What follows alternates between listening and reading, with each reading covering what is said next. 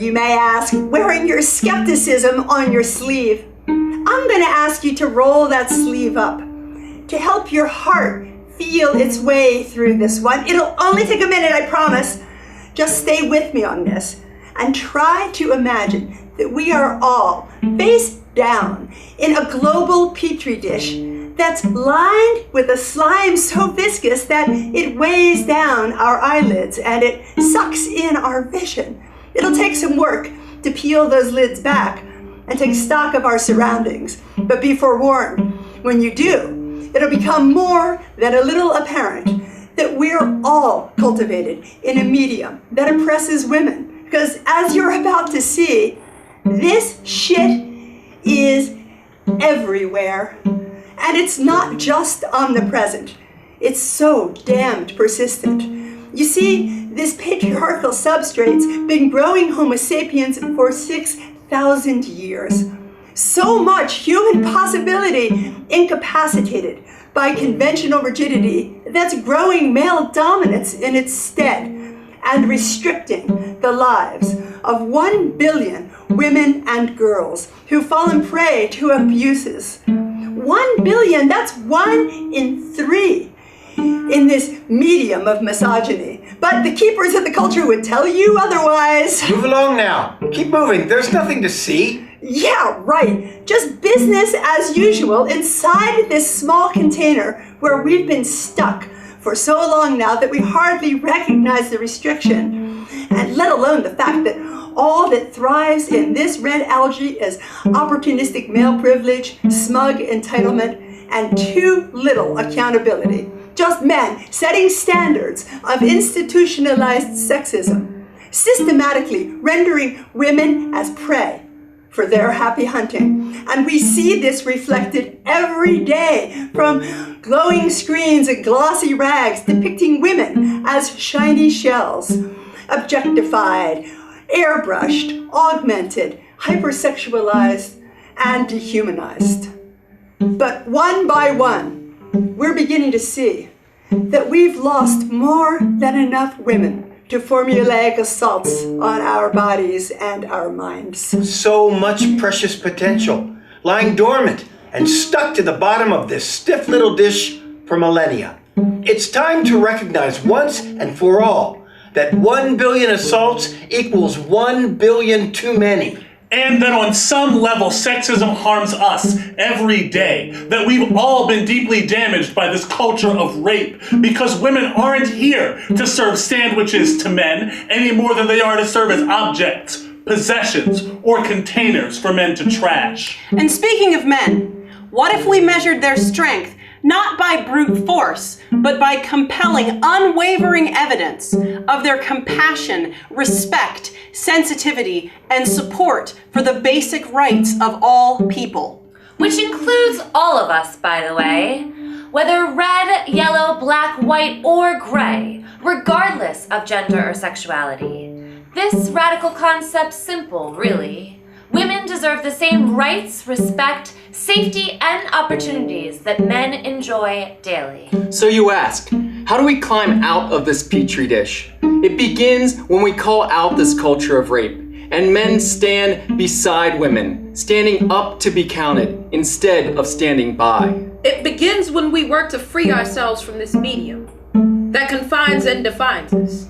Because dominance over life-giving women is grown in the same conditions as racism, homophobia, and the intersection of oppression. Without air, without light.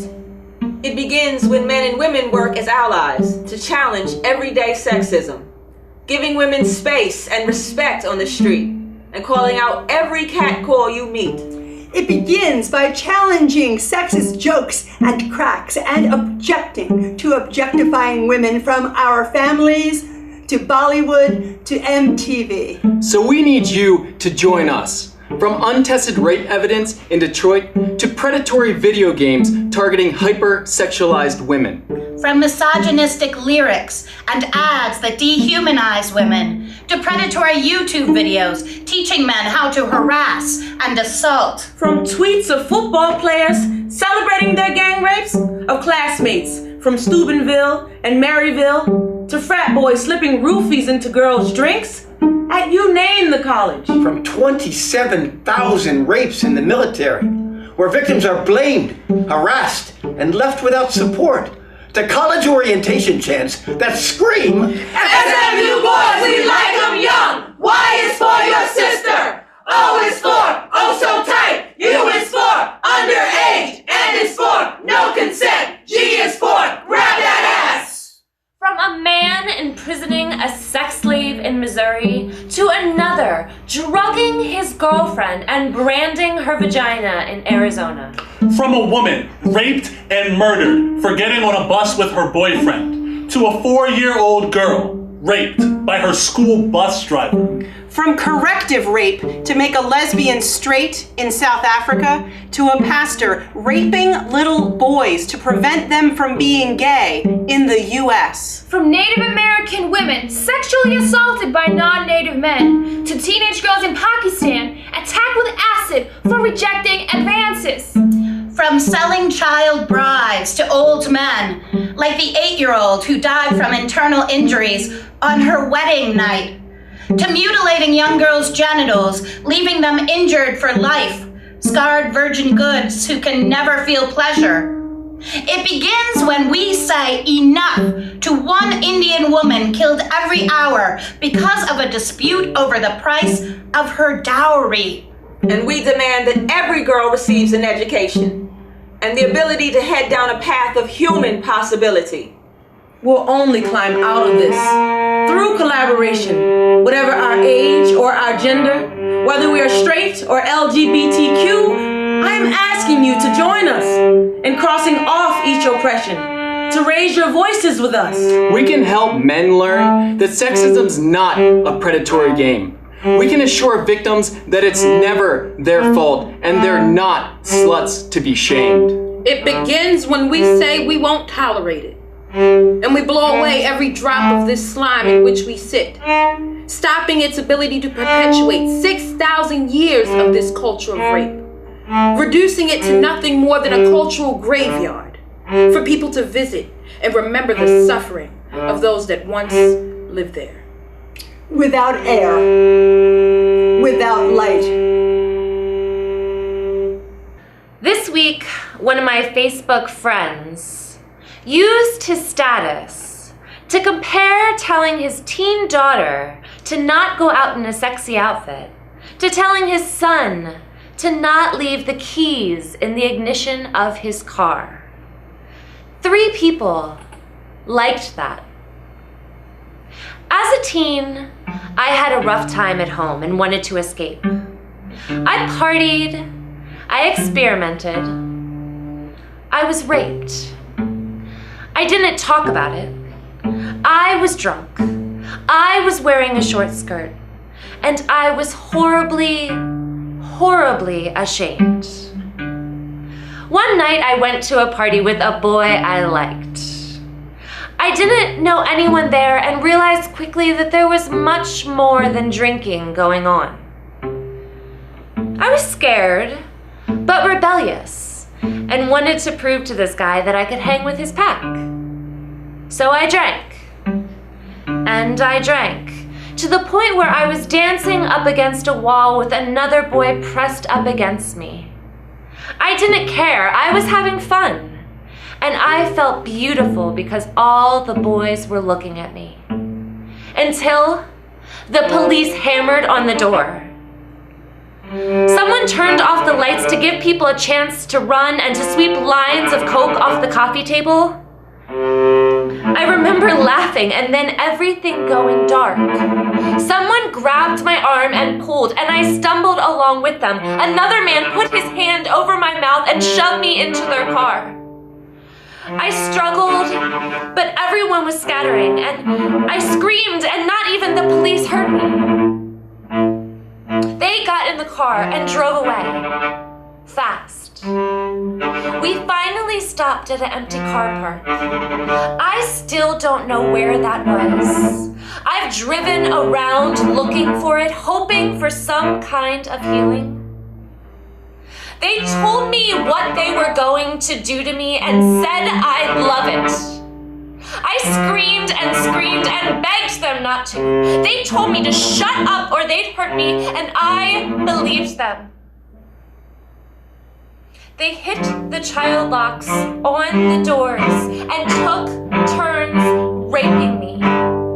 The driver rapped to an Eminem song while he waited his turn.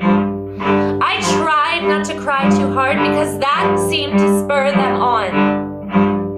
In my memory, their faces look a lot like the unstitched roof fabric that shed tiny pieces of foam that I found in my teeth the next morning.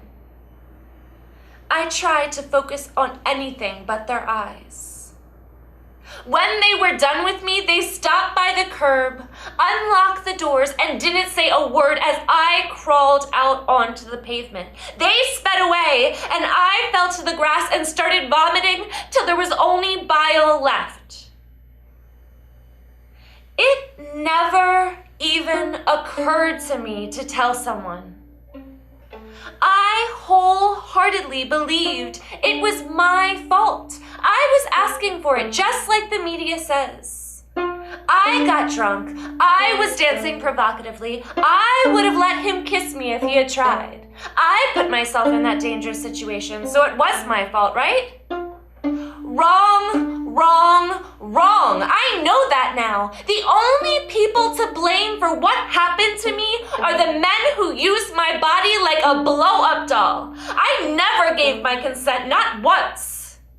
I now know that victim blaming plays a huge role in the large number of unreported sexual assault cases. But there's so much more. Women are more than devalued. I'm in no way the first person to say this. The message is ringing out loud and clear. Why is no one listening?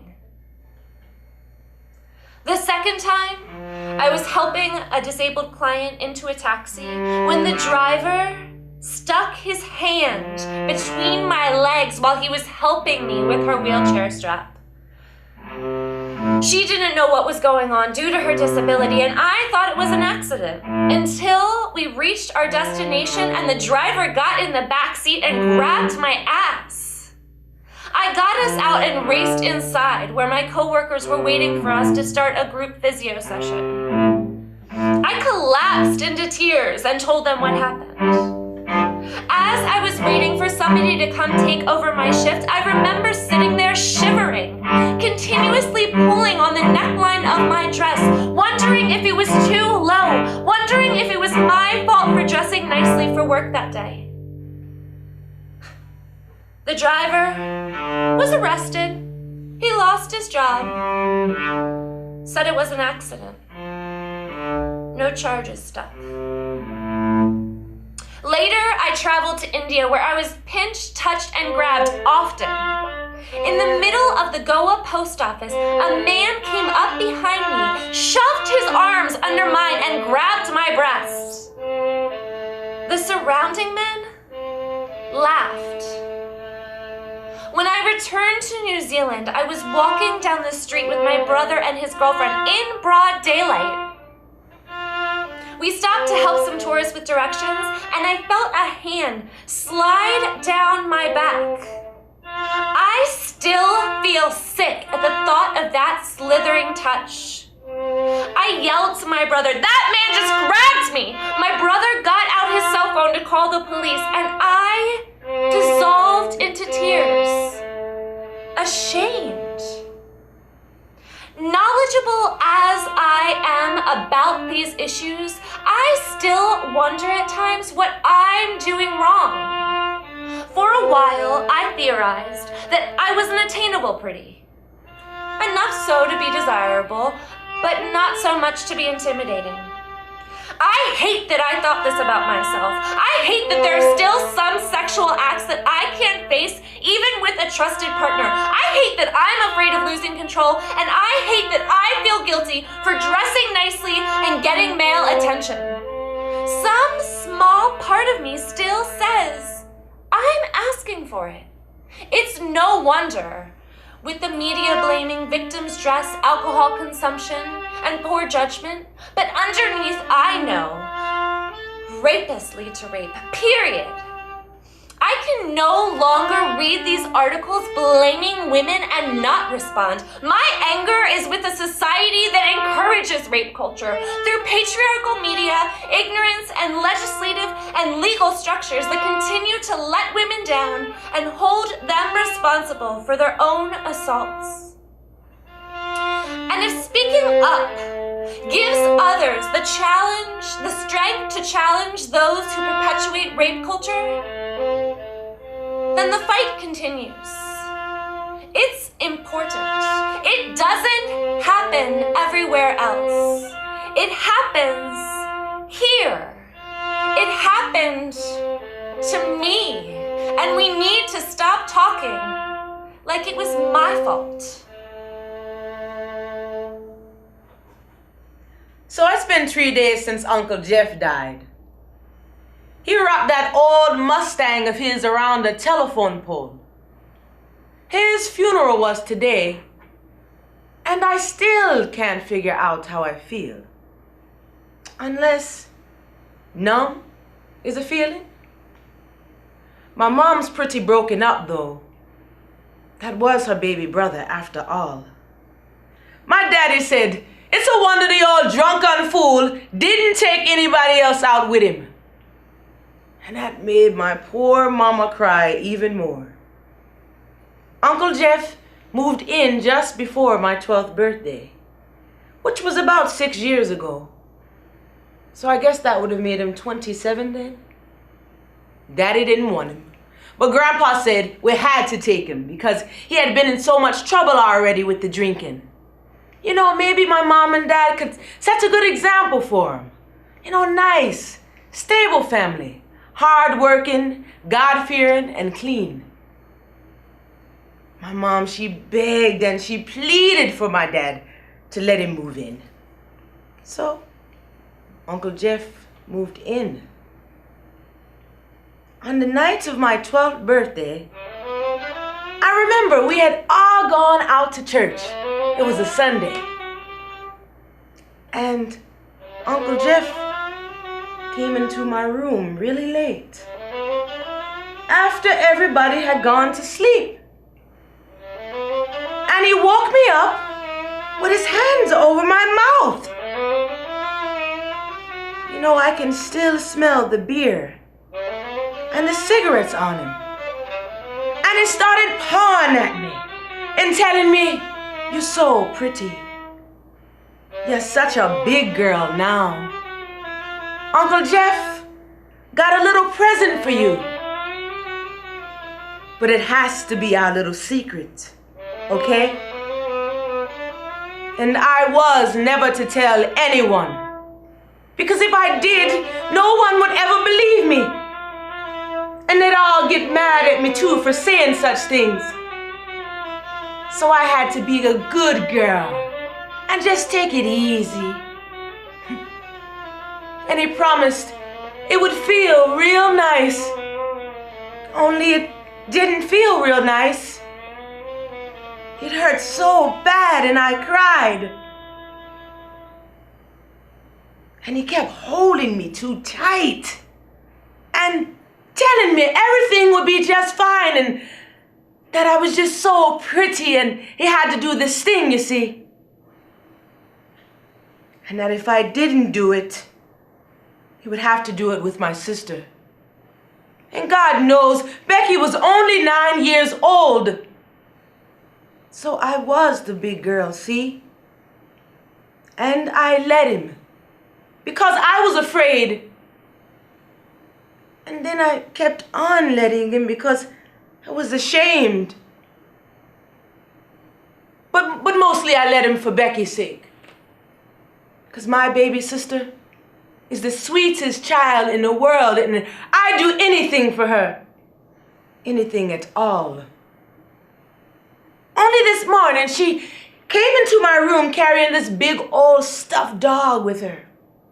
Like she used to back when we were kids. And she laid down next to me and said, Sue, I got something to tell you. But you gotta promise. Promise you won't get mad at me, okay? I said, okay, I promise. She looked me in the eyes and said, Sue, Uncle Jeff and me, we had the secret.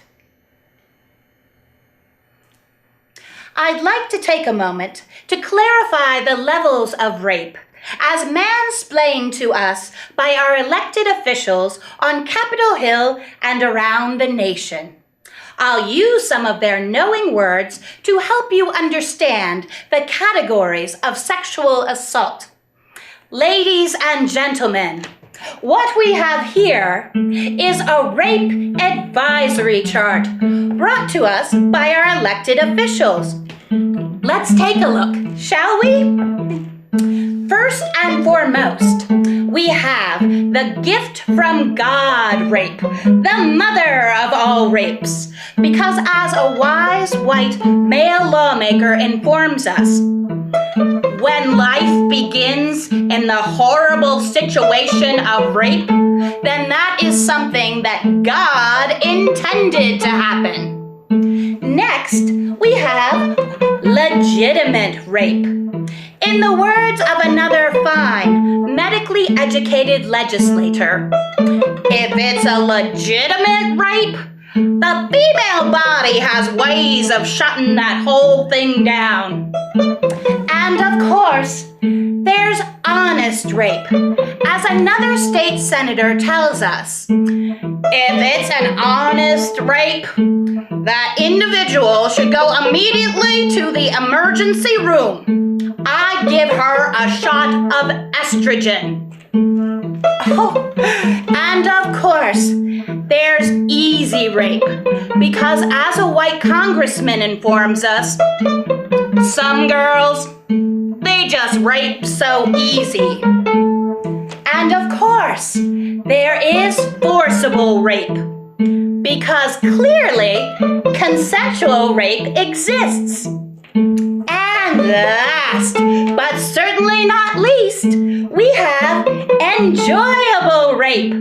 That's right, ladies and gentlemen, because as another white lawmaker and owner of a penis informs us, when rape is inevitable, might as well sit back and enjoy it. Hi, everybody. Have you noticed I'm a white guy? I was born a guy, and I still consider myself a guy. And I'm straight, and I'm not poor. Well, not now anyway. I am an artist, so I don't make a ton, 'cause I haven't died yet, but I'm okay. I've struggled and lived with 6 people in a tiny apartment with duct tape and plywood on the windows, but I'm fine now. What this all means is that I'm pretty damn privileged, and I may be boring as hell, but I'm pretty sure that I wear the patriarchal crown of authority, which means that I get to speak. I've had family of origin issues, focus issues, anxiety issues. Sometimes my dog acts really pissed and glares at me because I forget to buy him dog food and I feed him cornflakes for breakfast. I've had my challenges and sometimes I still do. But you know who doesn't cause those challenges? The women's movement. The JJs, gay people, immigrants. The last time I checked, that included me since I'm not Native American. So, here's the deal. There are a lot of men out there who are very antagonistic about feminism. This cadre of dudes is really freaked out about the possibility of losing their precious privilege. And because they feel so threatened, they've decided to organize and call themselves men's rights activists. I mean, what are they organizing against? Oxymorons? Men's rights? Are you kidding me? Men are sitting on 6,000 years of privilege and power, and this dude squad is freaking out because in their disconnected logic, they're being oppressed because some insubordinate bitches want equality. They have Facebook pages, men's rights forums, and even revenge porn sites, which are, in essence, groups of men terrorizing women for wanting to be treated with respect. That there are this many men who feel this way is really no big surprise, particularly to anyone who knows the extent of domestic violence and sexual assault on this planet. Violence that is usually rooted in just this belief about male entitlement over women's bodies. But the fact that they have found each other online, are pumping each other up, and feeling more and more empowered by the minute in their ludicrous beliefs should be a major cause for concern. It's like, fuck yeah, man! Men's rights forever! It's like one day, I was looking at all the women who were president of the USA, and I was like, women are holding men from holding power. And then I was looking at all the women who are CEOs of all the Fortune 500 companies and saw that not one man runs one of them, and I'm like, God damn you women! You dominate everything! And then I was looking at how almost all senators and congressmen in the US are women, and I'm like, fucking women! I haven't had a sandwich in years, and all my dishes are never ever done because my woman makes 40% more than me, and we do the same job. My wife even makes me dress up in these little outfits she buys from Victor's Secret, and they are so humiliating to wear. Not to mention all the porn I found on her laptop. And I think she stopped loving me the moment that I gave birth to our lovely son, who she won't play with because she wanted a girl so she could teach her how to play baseball. Damn it, women suck. Yeah, as a man, this men's rights shit pisses me off. I can go jogging alone at night. I don't feel the need to carry pepper spray when I walk to the market. I can walk into parking garages without my keys sticking out between my fingers, without my brain on high alert. I don't have to keep my drink with me at all times with my hand over it for fear of being slipped a date rape drug. I can walk down the street without being told to smile or hearing, hey, you got some nice balls, why don't you jiggle them over this way? Oh, what, you don't want it? Then why'd you wear those jeans? And when I don't swoon over said stranger, I don't get called bitch, prude, or for some sad reason, lesbian, because, you know ladies, if you don't impale yourself on the random stranger's dick on the street, then you obviously like girls. You couldn't possibly resist such stud muffinship for any other reason. So no, it is not men who are oppressed, it's women. And as a male, a white one at that, who benefits from a system of male privilege that oppresses women and pretty much anyone who doesn't look like me. I have a responsibility to stand as a feminist and make things right. So do you.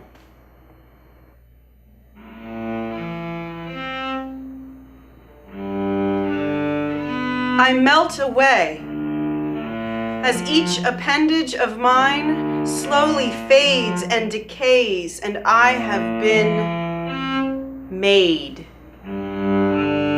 He says, I know what you are, whispers it in my ear.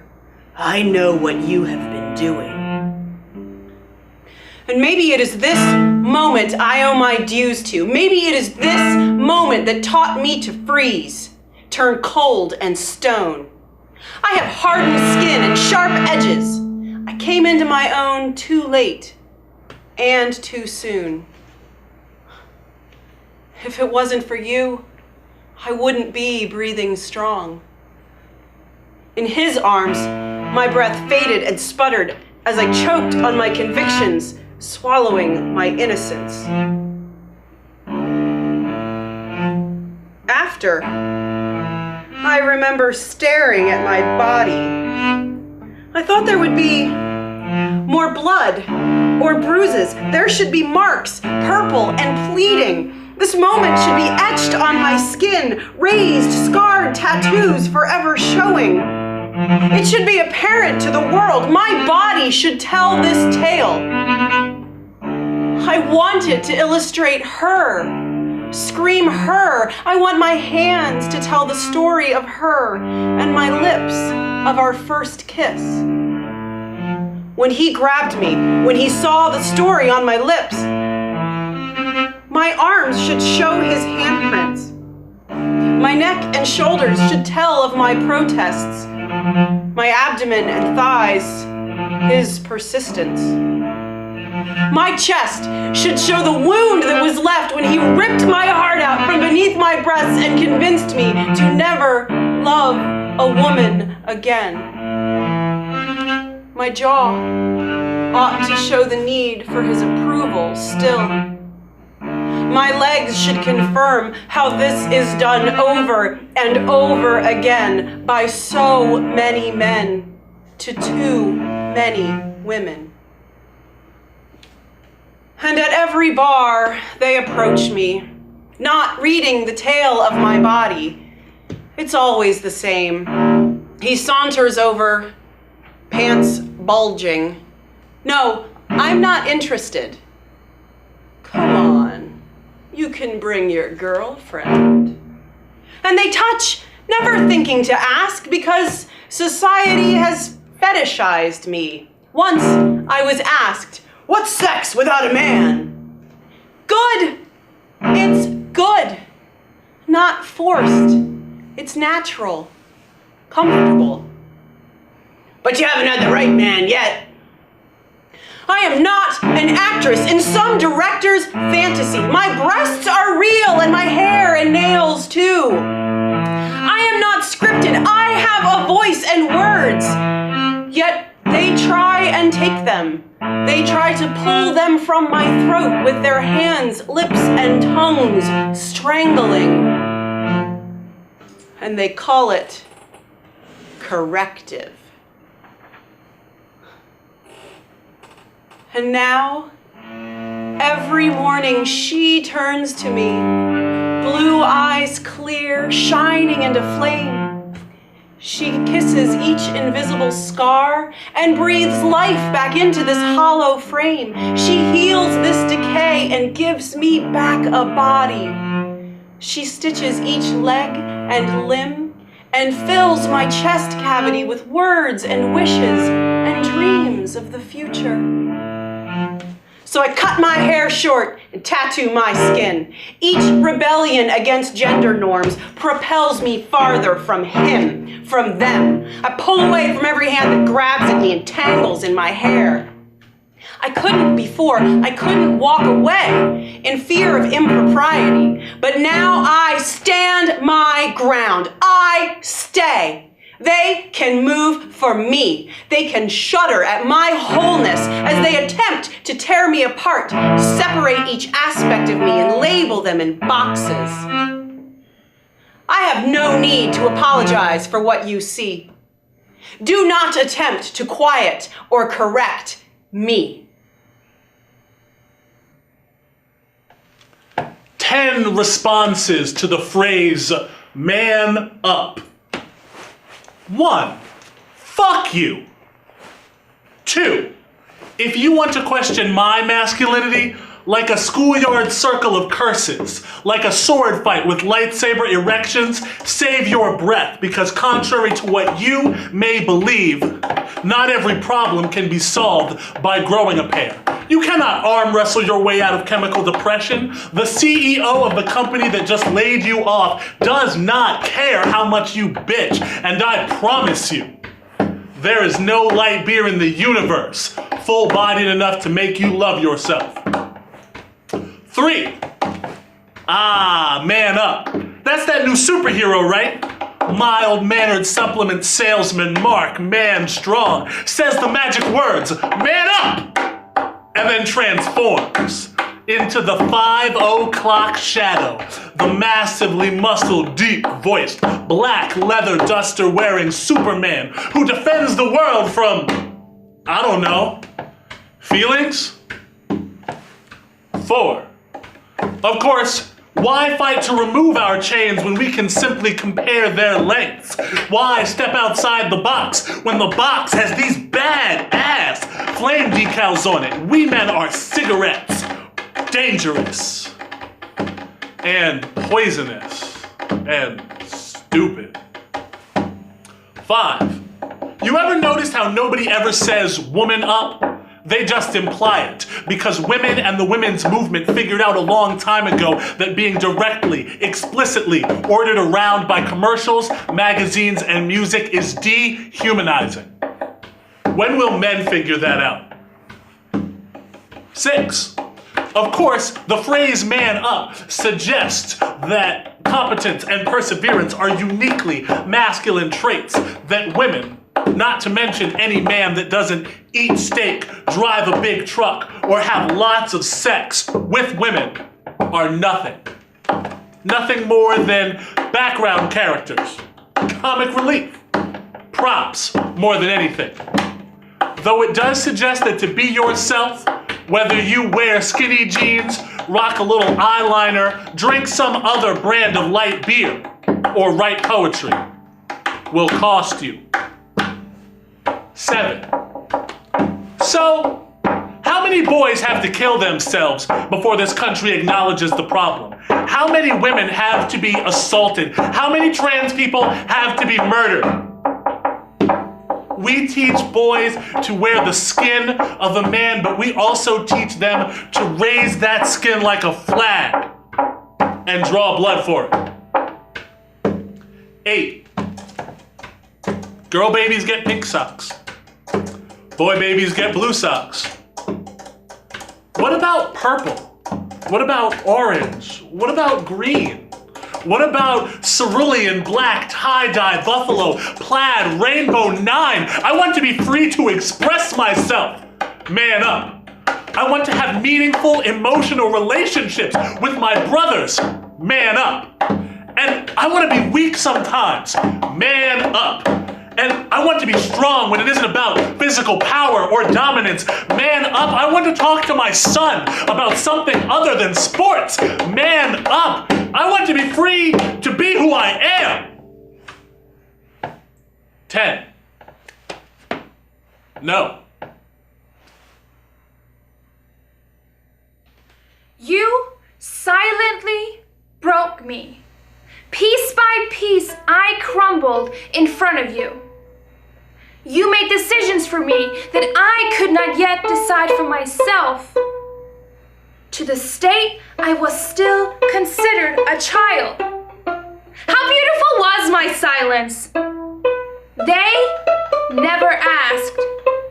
I never told. I lied to the ones around me. I lied for you. I was ignorant, isolated, degraded. Silent tears fell. They fell each time you took from me. You took until I was peeled raw. But the fault was yours, not mine. To you, my friend, to my dear, nameless assailant, I have learned forgiveness. I no longer dwell in the past.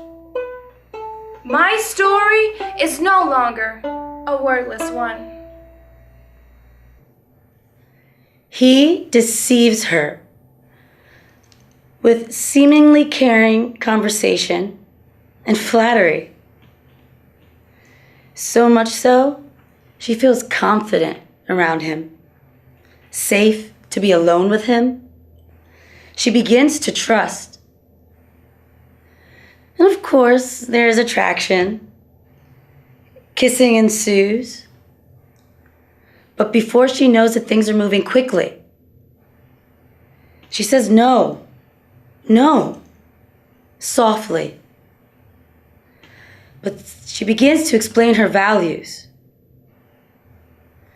But somehow these words seem unheard. The once caring listener, now a sexual predator.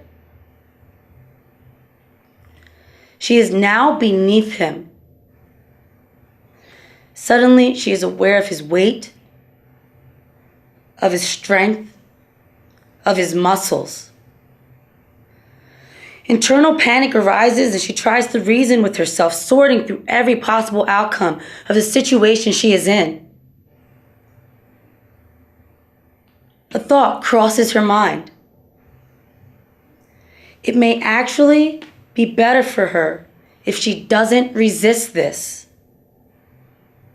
Submission seems necessary. She knows he'll walk away thinking he had her consent. She didn't put up a big fight, would be his justification. He heard her say no. There he is, yet another wolf in sheep's clothing. So here it goes. 5 life experiences that made me a feminist. Because after these events, I could be nothing else. 1. Fall of my freshman year, I attended a party where 2 of my girlfriend's close friends were given a sedative. Over the course of that Saturday night, a man served them spiked drinks, and they both blacked out. One of them, thankfully, was likely not assaulted, but of course she has no idea given that she remembers nothing. The other friend has no memory of her night either, but the evidence of a violent rape showed up in bruises, scratches, genital bleeding, and a positive test for an STD that only a timely injection from Planned Parenthood prevented. I've never forgotten what happened to them, and it still motivates my active opposition towards sexual violence. 2. Later that same year, I stood in line for the restroom in a small hallway at a basement party with about 10 girls while 2 muscular, imposing students carried out a disturbing conversation beside us. The bigger of the 2 yelled down the hallway, filled with young women, "Well, you know my motto, bro. No means yes, and yes means anal." His friends didn't challenge him, and neither did anyone else. Most of the women averted their eyes and looked down. I'll never forget the power that he held and how silent I was in response. 3. As a teenager, I attended an all-male high school, a place that I still love, but that had its own issues with homophobia, sexism, and hypermasculinity. Many of my friends and I were bullied our first 2 years of high school. I was mocked for caring about school, called out for being effeminate, identified as a homosexual, and called faggot hundreds of times. I was angry and miserable for much of my sophomore year.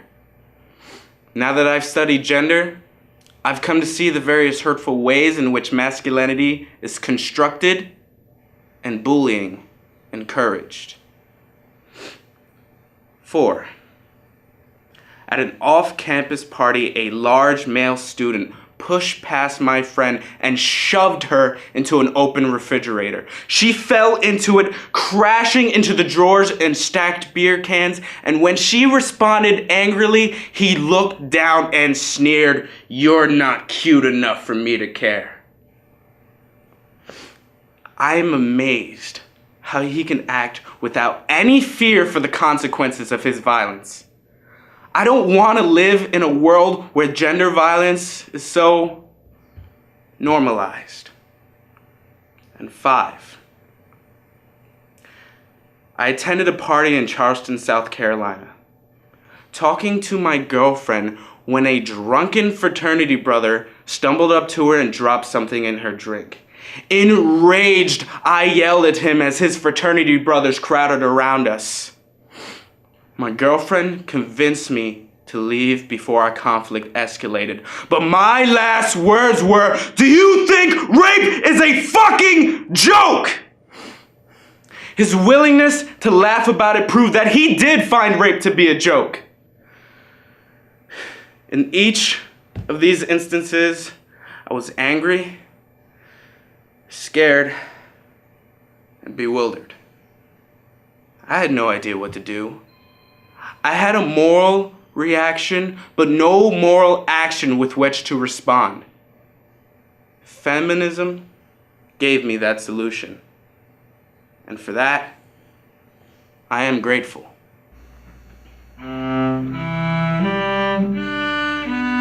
Let me say yes. Leave room for me to want you, to accept what you offer, to declare my desire for you. Yes, I'll do the same. Let me say yes. I want to say yes. Yes, to our mutual fervent exploration. Yes, to the thrill of first and of intimate discovery. Eyes meeting, smiles of agreement. Yes. You want to kiss me? I want to kiss you. Yes. You want to touch me? No. But keep kissing me? Yes. Revel in the sexiness of what we're sharing. Offering and accepting. These gifts received with pleasure. I want to say yes. Let me say yes. It's all too familiar. Fault lines written by tongues bitten, by silence. Thoughts formed when we weren't searching for violence in our questions, our suggestions. It's all too familiar. What was she wearing? Was she walking alone? She shouldn't have drunk so much. She should have been more careful.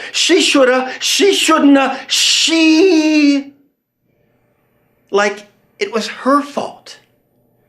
Like gender violence isn't a man's issue. Like men can help themselves. Like the responsibility for one's own actions doesn't fall on one's own shoulders. Like men don't have the power to change the way men act. And I remember learning the facts. 1 in 3 made me sick. How could men like me do this? They couldn't. I thought they couldn't. They must be monsters. They must be monsters. Monsters in the masks of men. Monsters in the masks of men rearrange their faces so I can no longer see myself in them. Monsters. And I remember going to a party in East Vancouver and seeing a patch on a friend's jacket that said, "Stop rape." The message so clear, so inarguably simple. And yet it left a bad taste because it jarred me from my place of comfort, because it reminded me of the reality that we all face. And that reaction, my initial reaction, was choosing silence, therefore allowing for violence. And that is a clear case of the culture of rape. And I remember in the locker room cheering along as a teammate proclaimed that in victory we had raped the other team. And in the lunchroom when my boss told a sexist joke and I said nothing. And yesterday when I pulled on an article of clothing and called it a wife beater. This culture of violence touches us all, and by dismissing perpetrators as monsters, it allows us not to analyze our own actions. Men, take your masks off. Men, take responsibility. Men, open your mouth wider. Show more than your teeth. There is a softness in your throat waiting to be freed. Men, we are responsible for the vast majority of violence. Men, it's an epidemic. Men don't think it has to be this way. Men, if you could make the world safer for the women you love, for all women, children, and men, wouldn't you? Men, you can. Men, we need you to be courageous. We need you to speak up and be more than a bystander. Men, put your masks down. Men, let's look each other in the eye. Men, let's talk. 10 honest thoughts on being loved by a skinny boy. Number 1. I say I am fat. He says, no, you are beautiful. I wonder why I cannot be both. He kisses me hard. Number 2. My college theater professor once told me that despite my talent, I would never be cast as a romantic lead. We put on shows that involve flying children and singing animals. Yet apparently, no one has enough willing suspension of disbelief to buy anyone loving a fat girl. Number 3. On the mornings I do not feel pretty, while he is still asleep, I sit on the floor and go through the pockets of his skinny jeans, looking for motive, a punchline, other girls' phone numbers. Number 4. When we hold hands in public, I wonder if he notices the stares. Like he is handling a parade balloon down a crowded street. I wonder if he notices how my hands are made of rope. Number 5. Dear Cosmo, fuck you. I will not take your sex tips on how to please a man that you do not feel my body will ever be worthy of. Number 6. He tells me he loves me with the lights on. Number 7. I can cup his hip bones in the palms of my hands.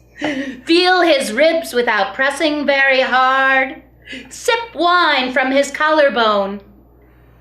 He does not believe me when I tell him he is beautiful.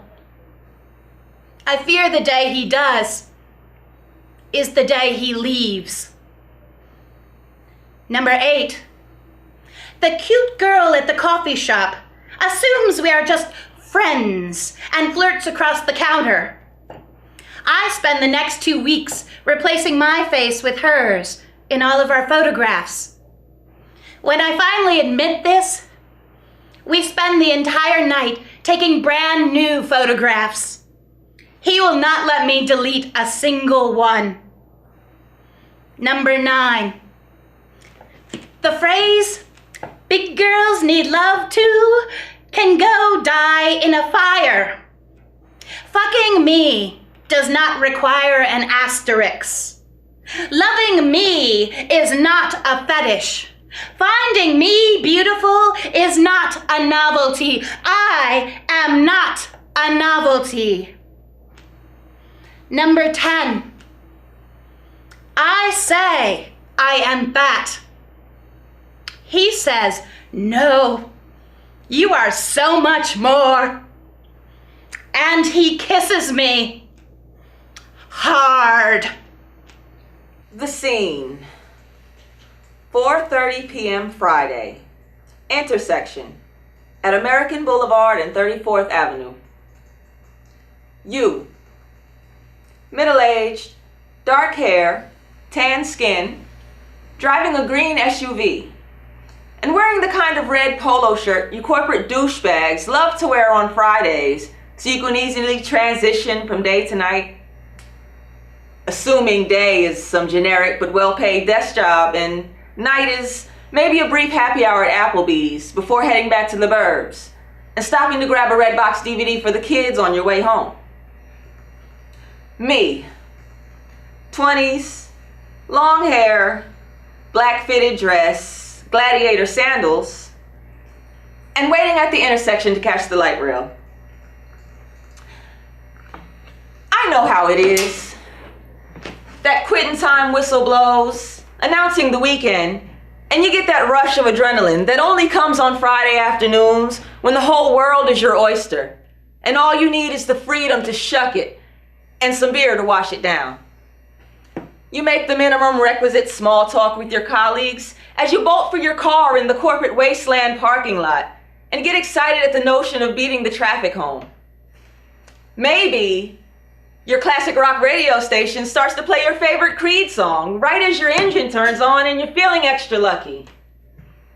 And that's where you find your psyche as you approach the intersection to turn onto 34th. You're a man with nothing to lose and an open road ahead of you. And that's when you spot me, waiting behind a construction sign for the light to change so I can cross to the light rail stop. If you had looked closely, you might have noticed that I looked tired, eager for peace and quiet after a draining day. You might also have noticed that my arms were full of paperwork, confirming that I have a demanding profession and a long weekend ahead of me. But unfortunately, based on what happened next, I assume you didn't notice these things. Or if you did, you determined they were much less important than the fact that I have two legs that attach at an ass. So that's where we were. Me minding my own business, you apparently observing my ass. At that point, you had options. You could have driven past me and said nothing. You could have turned up your radio and waved, ensconcing us in some beats and camaraderie. You could have shouted out, "Happy Friday! Yee-haw!" Any of those options would have been great. I probably would have smiled and waved and started my weekend off on the same high note as you. Unfortunately, though, you chose the most pathetic option available to you. You leaned out of your window, made some ridiculous series of leering comments as to whether or not I was wearing a thong, right as the light changed, and you peeled off, pleased with yourself, and saved from any consequences. If you had stuck around, I would have gladly shouted a few things of my own at you. That it's people like you that make women avoid walking alone or taking transit, even in broad daylight, in their own cities. That no matter what screwed up metric you use, it's not a compliment to have someone interrogate me about my underwear. That, thanks to you, I would spend the entire train ride home feeling gross and scrutinized because you didn't have the willpower or the maturity to keep your mouth shut. That your wife and daughters, or at the very least, your mother, deserves better than a cowardly man who shouts at women from the safety of his car.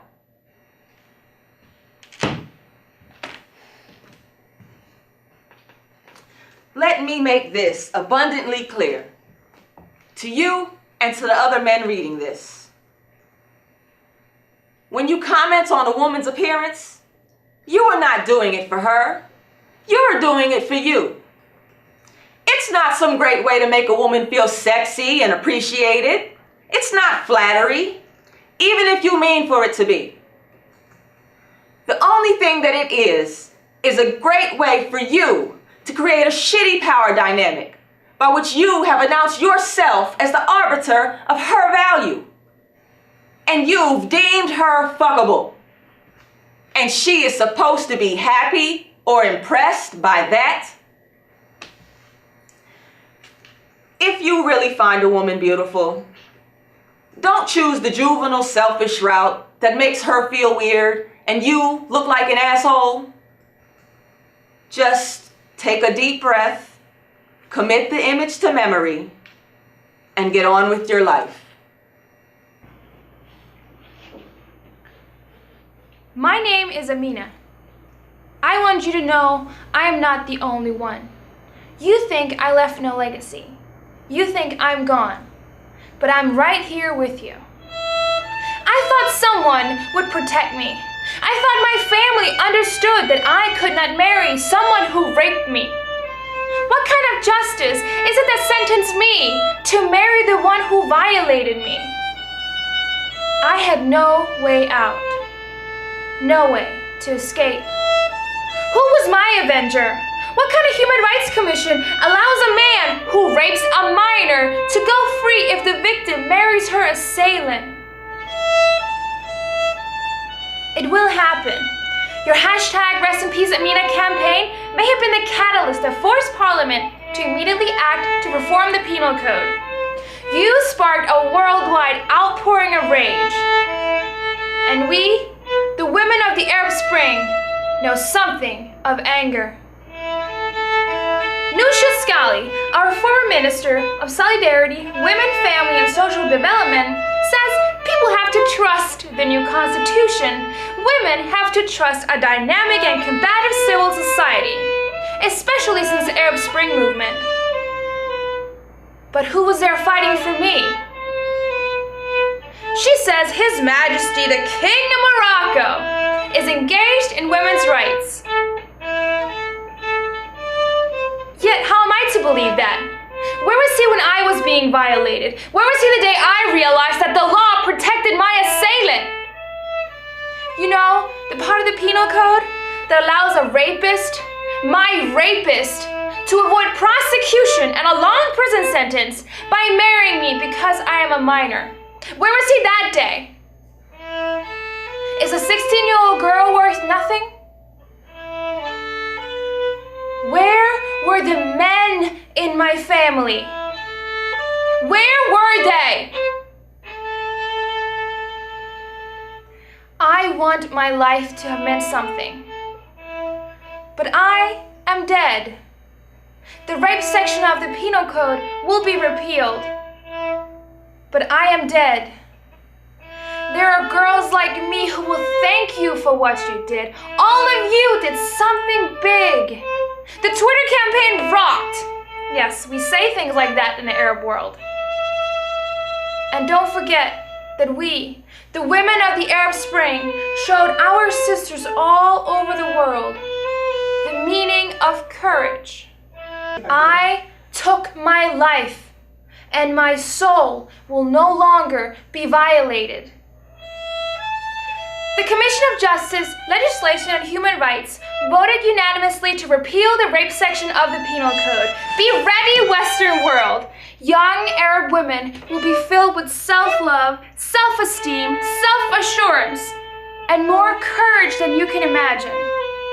The rape culture that has existed in Morocco is on its way out. As for me, I now know my life has meant so much. I am now ready to rest in peace, and I am not the only one. Little did I know, as I drifted off to sleep on March 12th, 2008, that in just a few hours, life as I knew it would be forever changed. Nothing would be normal again. The next thing I knew, my oldest son threw on the bedroom lights, yelling, "Mom, get up! May's been shot!"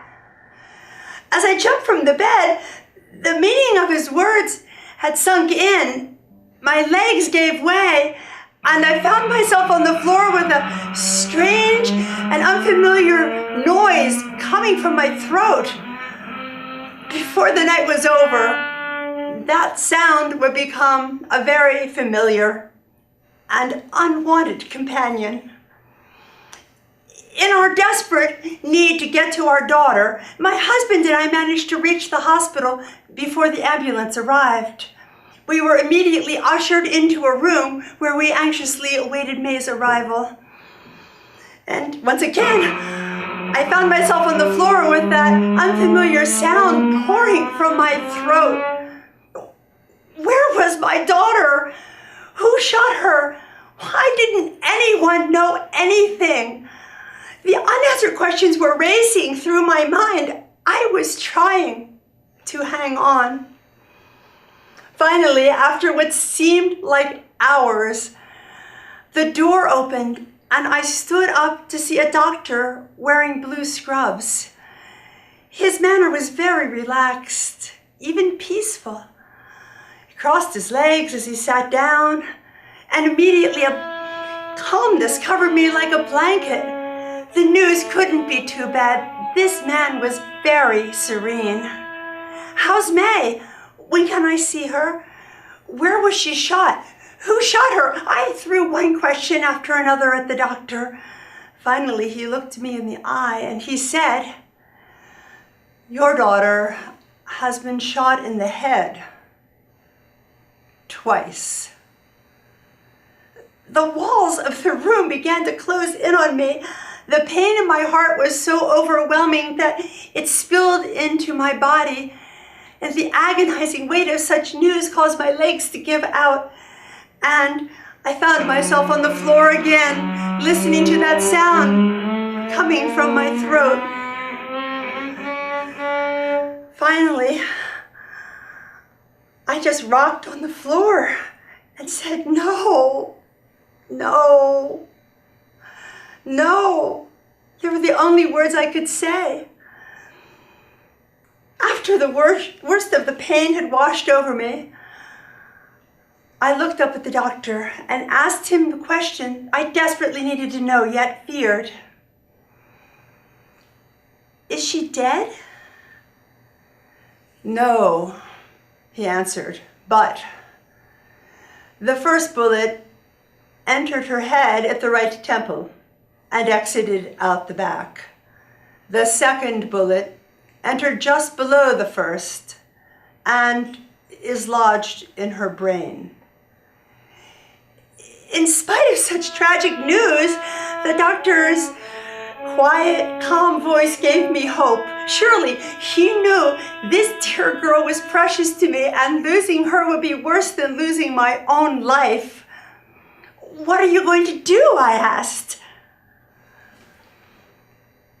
"Nothing," was his answer. As my mind understood the meaning of his words, his voice began to fade. Pain filled my body, and I heard that sound pouring from me.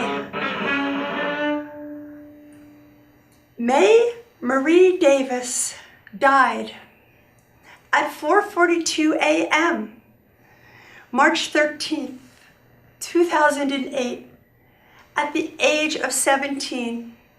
Her murderer? Her ex-boyfriend, who had her convinced that she was the only one who could help him. Even though when they were together, he physically and emotionally abused her and took every opportunity to isolate her, despite my ongoing efforts to help her realize how controlling and manipulative he was and the danger she was in. She believed she could help him as a friend. I promised May that night that she would not die in vain. My daughter no longer had a voice, but I do. I have been her voice and told her story throughout the community ever since. What I have come to realize is that May doesn't have just one voice, but many, because everyone who hears her story becomes her voice as they tell it to others. The epidemic of violence against women is truly horrendous and must end. We need to educate young men to see women as worthy of dignity and respect. We can and we must teach future generations that women are never property, and to see violence against women as unthinkable. Now, this is the unstoppable sound pouring from my throat.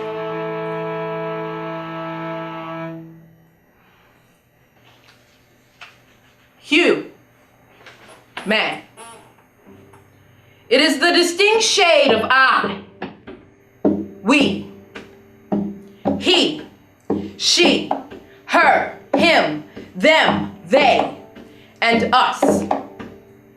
To be of all shades at once, black, white, gray, male, female, hetero, gay, all synonymous.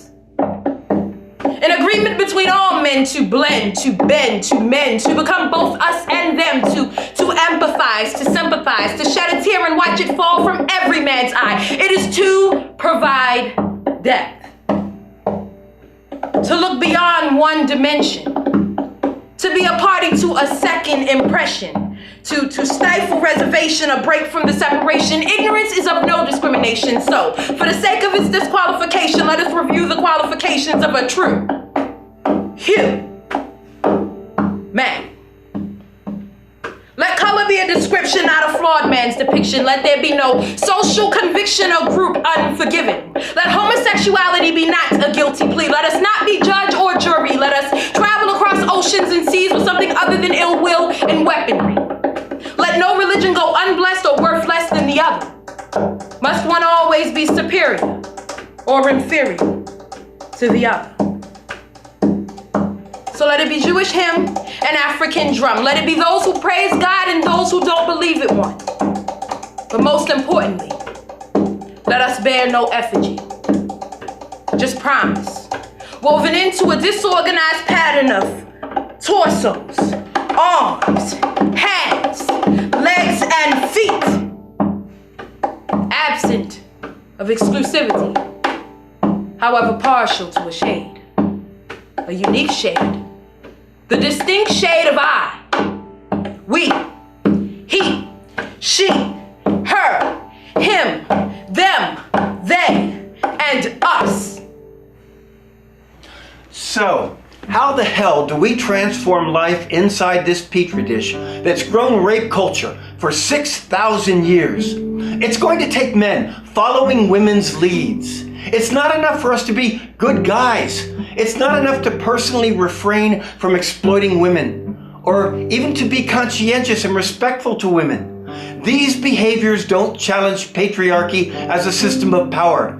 Basic decency commands that men work alongside women to uproot and dismantle the entire patriarchal system within ourselves, our groups, our communities, our institutions, and our culture.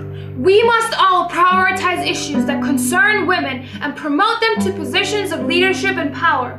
This includes recognizing and having zero tolerance for how women leaders are objectified, degraded, and silenced. Men can learn to hold back, to be humble, and to listen to women's voices. We can put our ideas and reactions aside and really hear, while staying aware of subtle ways that we may devalue women or treat them unfairly. It's inappropriate for us to speak as authorities on subjects that women directly experience. As men, we do not and cannot understand these experiences. If we are to speak at all on such subjects, it should only be after women, or if women ask us to do so, not from our own perspective. We must challenge our own participation in patriarchal behavior, such as tolerating patterns of men silencing or devaluing women, and using patriarchal language, such as hate speech, jokes based on humiliation and degradation, and male-identified generalities. Free your sexuality from patriarchal capitalist structures that exploit women. Be vocal in challenging the sex exploitation industry, from entertainment to advertising. Challenge entitlement. Women don't owe men anything. including a smile, a hug, a relationship, or intimacy. Men don't have the right to take up space at the expense of women's comfort or personal boundaries, ever. Challenge sexist behavior everywhere you see it. End relationships with men who continue to practice sexism. We don't need permission to challenge men on patriarchal behavior. It's our baseline responsibility. Calling out men in male-only spaces and groups is a priority. Mansplaining is not to be tolerated. By this we mean male speech that is arrogant, patronizing, condescending, or in some other way talks down to women, or attempts to put the male speaker on a pedestal, telling women how things really are. While patriarchy hurts men in many ways, the intended target is women. Thus, while men may feel hurt by masculinity, they are not oppressed by it. Male privilege and women's oppression need to end in order to end all oppression, racism, poverty, war, or environmental injustice. Remind naysayers that males are the perpetrators of the vast majority of harassment and violence, even when men are victims. Nearly a third of all women are assaulted or beaten by men, and these are low estimates. It is not any woman's responsibility to assume that men are safe to be around. It is up to men to create trust. Men are not here to heroically save or rescue women. It is a man's job to work in solidarity with them, to dismantle patriarchy. Overriding women in this work is violating boundaries. Following these paths is not exceptional and does not merit reward. Conversely, choosing to ignore or tolerate sexist behavior is an act of collaboration with the culture of male dominance. Think you can't make a difference? Think again. We'll only transform and transcend the confines of this petri dish by standing up instead of standing by. Won't you stand with us? Thank you so much for joining us. My name is Adele Ulrich, and I am co-director of the Planet Project and this current campaign, Hugh Man Up. And we feel strongly that using theater and the arts is a way to open people's hearts and minds and motivate people to transform this culture. We do hope that you'll join us. My name is Ray Manlove. I am the other co-director of the Planet Project, and we will only transform rape culture if everyone gets involved. So we're asking all of you to maybe visit our website, which is www.human, that's with a dash between Hugh and Man, up.org. And thank you all so much for joining us today. Hi, I'm Sharon Mellinger. I'm an actress in this show, a writer, an extraordinary waitress, and I joined this show because until we all stand together, we'll all stand apart.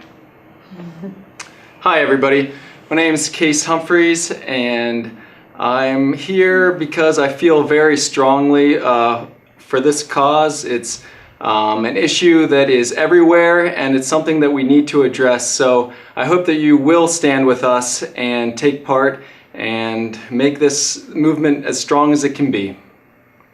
Hi, I'm Claudia Harrison. I'm a musician and was lucky enough to be asked by Adele and Ray to be part of this show as a performer as well. And it's, as everyone's saying, it's such an important issue. Awareness of its depth and breadth is so important to make people realize how much work there is to do to bring everyone to a point of equality. Hi, I'm Kim Ashley Perry.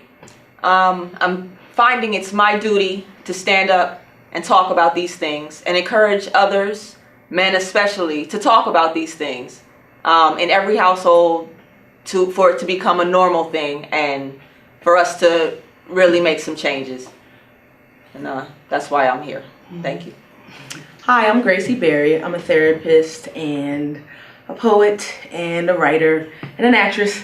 And Adele and Ray asked me to be a part of this production. I also am a rape survivor, and I find that it's really important to use your voice and not to be silent about things that pain you. So I think that's what will help us transform rape culture.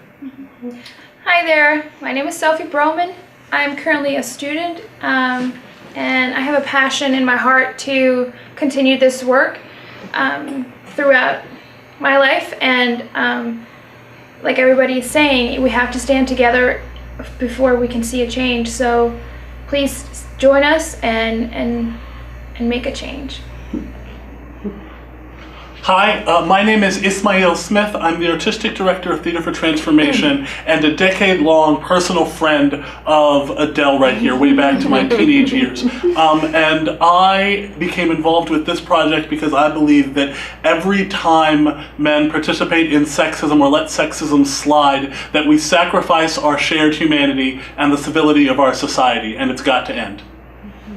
Hi, I'm Julie Wieser. I am a social worker and not an actress, but I am the counseling coordinator at Domestic Violence Services of Lancaster County, and I work with women every day who have been a victim of some kind of violence that has been perpetrated against them, either a lifelong history of violence or a single incident of violence. And I am fortunate to be able to help these women on an individual basis, but I got involved in this project because I wanted to reach a larger audience and be part of something great. My name is Lady Gore. I'm a spoken word artist, a poet, and author. My mission is to maximize truth and minimize shame. Which, you know, pretty much this falls right along with that. Rape victims suffer a lot of shame. And I had written a piece. I'm the author of the Hugh Man piece that you heard tonight. And I was just absolutely drawn to Adele. She had such passion, such compassion. And that's why I'm here tonight. And our musician. And my name's Lisa Daniels. I'm the cello player. I'm not an actress.